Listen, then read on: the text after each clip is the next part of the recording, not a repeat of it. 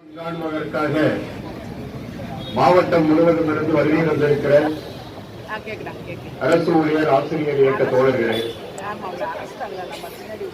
ஜாக்டோஜியோவின் அறைகூவலுக்கு இணங்க நம்முடைய வாழ்வாதார கோரிக்கைகளுக்காக இந்த மறியல் போராட்டத்தை நடத்தி கொண்டிருக்கிறோம். நாம் பேசிக் கொண்டிருக்கிற இந்த மண் விடுதலை போராட்ட வீரர்களினுடைய ரத்தத்தால் தோய்ந்த மண்ணிலிருந்து நாம் பேசிக் கொண்டிருக்கிறோம்.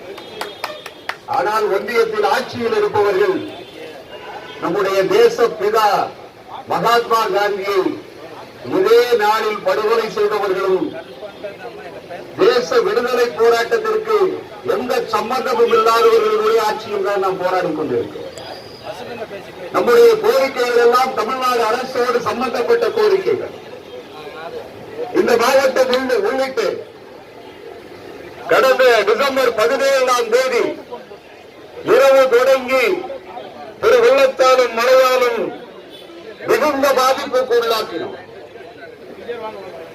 டிசம்பர் 17ஆம் தேதி நாளை முதல் இந்த மாவட்டத்தினுடைய தாமிரபரணி கரையோரத்திலும் இந்த மாவட்டத்தினுடைய பள்ளமான இடங்களிலும் எங்கெல்லாம் வெள்ள அபாயம் இருக்கிறதோ அங்கெல்லாம் நம்முடைய வருவாய்த்துறை அலுவலர்களும் நம்முடைய வளர்ச்சித்துறை அலுவலர்களும் நம்முடைய பொது சுகாதாரத்துறை ஊழியர்களும் நம்முடைய கூட்டுறவுத்துறை ஊழியர்களும் நம்முடைய ஊரக வளர்ச்சி உள்ளாட்சித்துறை ஊழியர்களும் எல்லோரும் தான் வெள்ளத்தை நேருக்கு நேர் நின்று எதிர்கொண்டு பணிகளை எல்லாம் செய்தோம். வீடுகள் வெள்ளம் சூழ்ந்திருக்கக்கூடிய நிலையில் கூட நம்முடைய தோழர்கள் களத்தில் நின்று நிவாரணப் பணிகளை மீட்பு பணிகளை செய்தார்கள். இங்கே அருகிலே அரசு மருத்துவக் கல்லூரி மருத்துவமனை இருக்கிறது. நம்முடைய வட்ட செயலாளர் தோழர் பீட்டர் இருக்கிறார். 17ஆம் தேதி இரவு அவர் இரவு பணிக்காக சென்றார். அரசு மருத்துவமனைக்கு 17ஆம் தேதி நைட் ஷிப்ட் சென்றவர்கள் மாற்றுவதற்கு உடை இல்லாமல், உண்பதற்கு உணவில்லாமல், கழிப்பிட வசதி கூட இல்லாமல் 3 நாட்கள் அங்கேயே தங்கி நோயாளிகளுக்கு சிகிச்சை அளிக்கிற பணிகளை செய்தார்கள். நம்முடைய மாண்புமிகு நிதியமைச்சர், மாண்புமிகு மக்கள் நல்வாழ்வுத்துறை அமைச்சர் மா சுப்பிரமணியன் அவர்கள் இங்கே வந்து பேசுகிறார். இந்த பேரிடர் காலத்திலும் ஒரு உயிரிழப்பு கூட இல்லாமல் நாங்கள் ஒரு சாதனையை படைத்திருக்கிறோம் என்று சொன்னார். தமிழக ஆட்சியாளர்களுக்கு நாங்கள் சொல்ல விரும்புகிறோம், தமிழகத்தினுடைய அரசு ஊழியர்கள் களத்தில் நின்று பணியாற்றாவிட்டால் இறப்பு இல்லாத மருத்துவமனையை நீங்கள் பார்த்திருக்க முடியாது. இங்கே எம்ஆர்பி செவிலியர்கள் வந்திருக்கிறார்கள். ஏரல் இந்த மாவட்டத்தில் அதிகமாக பாதிக்கப்பட்ட பகுதி. ஏரல் அரசு ஆரம்ப சுகாதார நிலையத்தை சுற்றி வெள்ளம். நம்முடைய எம்ஆர்பி செவிலியர் தோழர் ஜெயலட்சுமி அவ்வளவு வெள்ளத்துக்கு மத்தியில் படுக்கையை உயரமான இடத்தில் வைத்து வெள்ளம் சூழ்ந்திருக்கிற போது ஒரு மாற்றுத் திறனாளிக்கு சிகிச்சை அளித்து அந்த பிரசவம் சுகப்பிரசவமாக நடந்து முடிந்திருக்கிறது. இப்படி ஏராளமான உதாரணங்களை நாம் சொல்ல முடியும். நம்முடைய சுகாதார ஆய்வாளர்கள் இங்கே வந்திருக்கிறார்கள். இன்றைக்கும் வெள்ளம் பாதிப்புக்கு பின்னால் எல்லா காலத்திலும் எபிடமிக் அவுட் பிரேக் வரும், வாந்தி பேதி வரும், டெங்கு அவுட் பிரேக் வரும், இன்னொரு வியாதிகள் அவுட் பிரேக் வரும். எந்த வியாதியும் இல்லாமல் களத்தில் நின்று பணியாற்றியவர்கள் வந்திருக்கிறார்கள். நாங்கள் இந்த ஆட்சியாளர்களை கேட்க விரும்புகிறோம். எம்ஆர்பி செவிலியருக்கு நீங்கள் என்ன ஊதியம் கொடுக்கிறீர்கள்? சுகாதார ஆய்வாளர்களுக்கு நீங்கள் என்ன ஊதியம் கொடுக்கிறீர்கள்? வெறும் 14,000 சம்பளம் மாதத்திற்கு கொடுத்துக் கொண்டிருக்கிறீர்கள். குறைந்தபட்ச சம்பளம் 18,000 கூட கொடுக்காமல் சுகாதாரத்துறையினுடைய ஊழியர்களை வேலை வாங்கிக் கொண்டிருக்கிறீர்கள். இங்கே வருவாய்த்துறையில் இருக்கிறார்கள், வளர்ச்சித்துறையில் இருக்கிறார்கள், கூட்டுறவுத்துறையில் இருக்கிறார்கள், வணிக வரித்துறையில் இருக்கிறார்கள், கால்நடை துறையில் இருக்கிறார்கள், விவசாயத்துறையில் இருந்து வந்திருக்கிறார்கள். No Christmas, no Sunday, no Saturday, no Sunday, no new year. Pongal இருக்குமா இல்லையா என்று களத்தில் நின்று பணியாற்றியவர்கள் நாங்கள் கேட்கிறோம். எங்களுடைய உழைப்பு அங்கீகரிக்கப்பட வேண்டும். ஒன்றிய ஆட்சியாளர்கள் அடிக்கடி சொல்கிறார்கள், ஒரே நாடு, ஒரே தேர்தல், ஒரே நாடு, ஒரே மதம், ஒரே நாடு, ஒரே உணவு. நாங்கள் கேட்கிறோம், ஒரே நாடு, ஒரே பென்ஷன், அது பழைய ஓய்வூதிய திட்டம் நீங்கள் கொடுக்க வேண்டுமா இல்லையா? தமிழகத்தினுடைய ஆட்சியாளர்கள்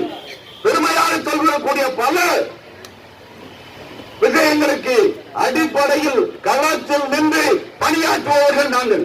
6,28,971 பேர் புதிய ஓய்வூதிய திட்டத்தின் கீழ், 2,89,389 பேர் தான் பழைய ஓய்வூதிய திட்டத்தில். நம்முடைய மாண்புமிகு முதல்வர் இதே ஊரில் பிரச்சார கூட்டத்தில் பேசினார். அனைவருக்கும் பழைய ஓய்வூதிய திட்டத்தை அமல்படுத்துவோம். வெறும் வார்த்தைகளில் சொல்லவில்லை. மைன்ஸ் அண்ட் மினரல்ஸில் இருந்த லட்சக்கணக்கான கோடி ரூபாய் அரசாங்க கஜானாவிற்கு வர வேண்டிய பணம் எங்கோ போய்கொண்டிருக்கிறது. அதை கஜானாவிற்கு வர வைப்பேன், பழைய ஓய்வூதிய திட்டத்தை அமல்படுத்துவேன் என்று சொன்ன முதல்வரை நாங்கள் கேட்க விரும்புகிறோம். மக்களுடன் முதல்வர் திட்டத்தை நீங்கள் அமல்படுத்துகிறீர்கள். உங்கள் ஊரில் உங்கள் முதல்வர் திட்டத்தை அமல்படுத்தவிருக்கிறீர்கள். நீங்கள் கலைஞர் மகளிர் உதவி திட்டத்தை அறிவிக்கிற போது சொன்னீர்கள், இந்த ஆட்சி திராவிட மாடல் ஆட்சி. அறிவித்த தேர்தல் வாக்குறுதியில் கொடுத்த 100% வாக்குறுதிகளையும் நீங்கள் கொடுத்து விட்டோம் என்று சொன்னீர்கள். நாங்கள் கேட்கிறோம், நீங்கள் தேர்தல் அறிக்கையில் சொன்ன, நீங்கள் பரப்புரையில் கொடுத்த பழைய ஓய்வூதிய திட்டம் என்னவாயிற்று என்று கேட்க விரும்புகிறோம். இன்றைக்கு 29,859 பேர் இறந்திருக்கிறார்கள், பணியிலிருந்து ஓய்வு பெற்றிருக்கிறார்கள், பணித்திறப்பு செய்திருக்கிறார்கள். அவர்களுடைய குடும்பத்திற்கு வெறும் 1919 லட்சத்தை கொடுத்துவிட்டு புல் செட்டில்மெண்ட் என்று சொல்லிக் கொண்டிருக்கிறீர்கள். 30 ஆண்டுகள் அரசு துறையில் பணியாற்றினால் வெறும் 5 லட்சம் ரூபாயோடு போக வேண்டும் என்று முடிவெடுக்கிற இந்த ஆட்சியாளர்களுக்கு நாங்கள் சொல்ல விரும்புகிறோம். இறந்த இடத்தில் இருந்து கொண்டே சட்டமன்ற உறுப்பினர்களுடைய ஊதியத்தை உயர்த்துகிற, இறந்த இடத்தில் இருந்து கொண்டு அமைச்சர் பெருமக்களுடைய ஓய்வூதியத்தை உயர்த்துகிற இந்த அரசாங்கம் தான் கொடுத்த வாக்குறுதியை நிறைவேற்ற வேண்டும் என்பதற்காக தான் இந்த போராட்டம். சாலை பணியாளர்களினுடைய 41 மாத கால பணி நீக்க காலம், அது நாங்கள் ஒன்றும் உங்களிடம் கருணையாக வழங்க வேண்டும் என்று கேட்கவில்லை. உச்ச நீதிமன்றம் ஆணையிட்டு இருக்கிறது. 41 மாத காலத்தை ரெகுலரைஸ் பண்ண வேண்டும் என்பது உச்ச நீதிமன்ற ஆணை. அதை நீங்கள் அமல்படுத்த வேண்டும். சத்துணவு ஊழியர்கள், அங்கன்வாடி ஊழியர்கள், ஊர்ப்புற நூலகர்கள், எம்ஆர்பி செவிலியர்கள், ஊராட்சி செயலர்கள், வருவாய் கிராம ஊழியர்கள், இப்படி ஒத்தடிமை ஊதியத்தில் வேலை பார்த்துக் கொண்டிருக்கக்கூடிய லட்சக்கணக்கான ஊழியர்கள், இன்றைக்கு நீங்கள் அவுட் சோர்சிங்கில் நிரப்பிக் கொண்டிருக்கக்கூடிய லட்சக்கணக்கான ஊழியர்கள், இவர்களுக்கு வரையறுக்கப்பட்ட காலமுறை ஊதியமும் பென்ஷனும் வழங்க வேண்டுமா இல்லையா? நீங்கள் 21 மாத கால நிலுவைத் தொகையை கடந்த ஆட்சியாளர்கள் எங்களிடமிருந்து பறித்தார்கள். நீங்கள் வரும்போது என்ன சொன்னீர்கள்? நாங்கள் வந்தால் கடந்த ஆட்சி காலம் செய்த தவறுகளை எல்லாம் சரி செய்வோம் என்று சொன்னீர்கள். ஆனால் அது என்னவாயிற்று என்பதற்காக தான். அதே போல எங்களுடைய இஎம் சரண்டர், இப்படி ஏராளமான கோரிக்கைகள் இருக்கிறது. இந்த கோரிக்கைகளுக்காக நாங்கள் இன்றைக்கு கடன் வாங்குகிறோம் என்று சொன்னால் 85, 88, 2003 போராட்ட தளபதிகளாக இருந்தவர்கள் இங்கே சுற்றி அமர்ந்து பேசிக் கொண்டிருக்கிறார்கள். எந்த சிறைக்கு கொண்டு செல்ல போகிறார்கள் என்று சொல்லிக் கொண்டிருக்கிறார்கள். நம்மை சிறைச்சாலையில் அடைக்கிற தெம்பும் திராணியும் இந்த ஆட்சியாளர்களுக்கு கிடையாது. எனவேதான் மறியல் என்று அறிவித்தால் கல்யாண மண்டபம் புக் செய்யப்படுகிறது. மறியல் என்று அறிவித்தால் எத்தனை பேர் வருவீர்கள்? உணவுக்கு என்ன ஏற்பாடு செய்ய வேண்டும் என்று சங்க தலைவர்களோடு காவல்துறை பேசிக் கொண்டிருக்கிறார்கள். நாம் வந்து மண்டபத்தில் அடைக்க வேண்டும், மதிய உணவு போட வேண்டும் என்பதற்காக போராடவில்லை. மறியல் போராட்டம் என்று சொன்னாலே கைது செய்யப்பட்டு சிறைக்கு வருவதற்கு நாங்கள் தயாராக இருக்கிறோம் என்று அறிவிப்பதற்கான போராட்டம் தான். 85, 88, 2003, 2019 எல்லா காலமும் அப்படித்தான் நடந்திருக்கிறது. ஆனால் நீங்கள் வருவார்கள், மறியல் செய்வார்கள், மதியம் ஒரு லெமன் சாதம் கொடுத்துவிட்டு அனுப்பிவிடலாம் என்று கனவு கண்டு கொண்டிருக்கிறார்கள். மாடல் கோட் ஆஃப் கான்டக்ட் வந்தாலும் பிப்ரவரி 26ஆம் தேதி முதல் காலவரையற்ற வேலை நிறுத்த போராட்டத்தை நடத்துவது என்று ஜாக்டோ முடிவெடுத்தால் யாரை வைத்து தேர்தல் நடத்துவீர்கள்? வட்டாட்சியர் இருக்கிறார், சீனியர் ரெவன்யூ இன்ஸ்பெக்டர் இருக்கிறார், சிஎஸ்ஆர் இருக்கிறார், எல்லா துறை அதிகாரிகளும் இருக்கிறார்கள், பிஎல்ஓஸ் இருக்கிறார்கள். பிஎல்ஓ முதல் ஏஆர்ஓ வரைக்கும் பணி செய்ய வேண்டியவர்கள் நாங்கள் என்பதை ஒருவரும் மறந்து விடாதீர்கள். இவ்வளவு பணிச்சுமைக்கு மத்தியில் தான் 6 லட்சம் பேரை காலியாக வைத்துக் கொண்டு ஆட்சி நடத்தி கொண்டிருக்கிறீர்கள். 6 லட்சம் பேருக்கு வர வேண்டிய சம்பளம் 6 லட்சம் பேருக்கு வர வேண்டிய பணிகள் எல்லாம் இந்த அரசாங்க கஜானாவில் சேர்ந்து கொண்டே இருக்கிறது. அதற்கான வேலையையும் சேர்த்து நாங்கள் பார்த்துக் கொண்டிருக்கிறோம்.